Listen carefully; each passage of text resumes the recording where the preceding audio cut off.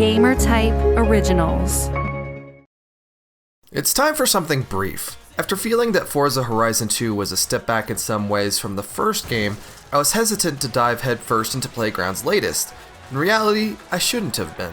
4 years after its bright, sparkly debut, the open-world Horizon series sends you, an all-star racing champion, to Australia to build out the extravagant race/rave festival. As the fantasy boss, the big new wrinkle in the formula is that as you're racing around the world, winning races and pulling off death-defying jumps, you'll earn fans, on top of the usual funds and experience to buy cars and build up your skills respectively.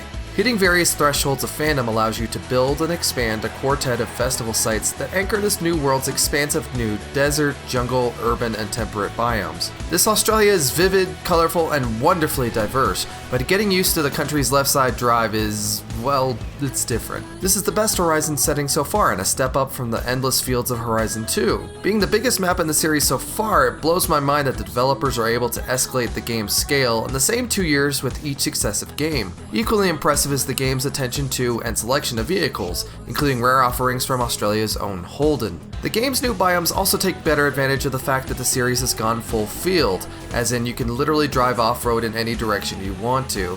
Because this Australia is broken up by elevation and vegetation far more often than Horizon 2, it's not as easy to draw a bead on a distant checkpoint and hammer the gas to zoom directly to your destination. If you can pull off a straight march across the countryside though, odds are you can rack up some insane points. Off-road races are a bit more acceptable this time around since the terrain works better to fence you in from flying off into the void, a huge problem in the second game.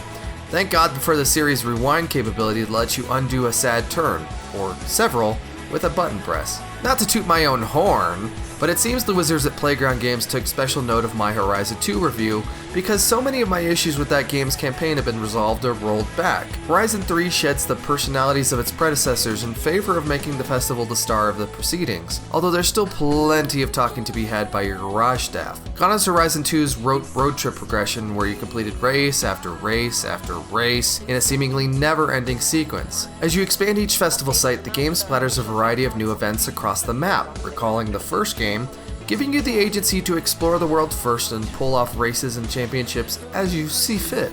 Giving the player the ability to control the growth of the Horizon Festival is a novel touch and something I really wanted in previous games. Even though your management decisions are extremely slight, the spectacle of the game still makes you feel like a boss. I'm not sure the series needs to crawl in the Madden direction where you manage hot dog prices, but it might be cool to see your fan count wax and wane depending on your performance in the field, or as rivals try to steal the stage.